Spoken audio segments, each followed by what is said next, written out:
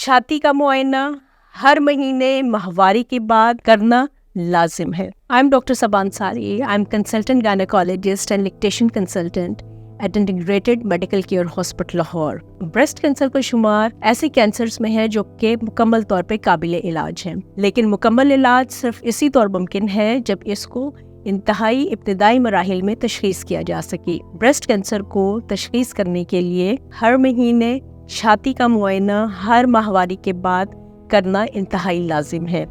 इस सेशन में हम ब्रेस्ट कैंसर के कुछ कॉमन सिम्टम्स एंड साइंस का जिक्र करेंगे।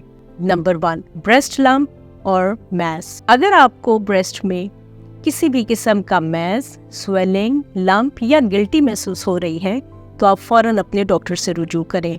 नंबर 2, ब्रेस्ट पेन और डिस्कम्फर्ट। अगर आपको छाती में किसी किस्म की पेन, डिस्कम्फर्ट या एबनॉर्मल सेंसेशन महसूस हो रही है, फौरन अपने डॉक्टर से रुजू करें।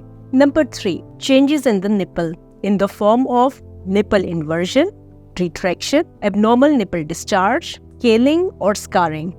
अगर ब्रेस्ट की निपल में से स्वेलिंग हो रही है, उसकी शेप चेंज हो रही है या फिर उसमें एबनॉर्मल डिस्चार्ज आ रहा है, पानी या दूध का निकलना, तो आप फौरन अपने डॉक्टर से रुजू करें। Number 3, changes in the breast skin. अगर ब्रेस्ट की स्किन में स्वेलिंग, रेडनेस, स्कारिंग, एक्जिमा या रैश हो रहा है तो आप अपने डॉक्टर से फौरन रुजू करें। Number 4, changes in the shape और साइज ऑफ द ब्रेस्ट। अगर आपको दोनों ब्रेस्ट के साइज में वाज़े तौर पे फ़र्क महसूस हो रहा है या ब्रेस्ट की शेप चेंज हो रही है तो आप अपने डॉक्टर से फ़ौरन रुजू करें। नंबर 6, अगर आपको एक्जिला में बगल में कोई गिल्टी या लंप या पेन महसूस हो रही है तो आप अपने डॉक्टर से फ़ौरन रुजू करें।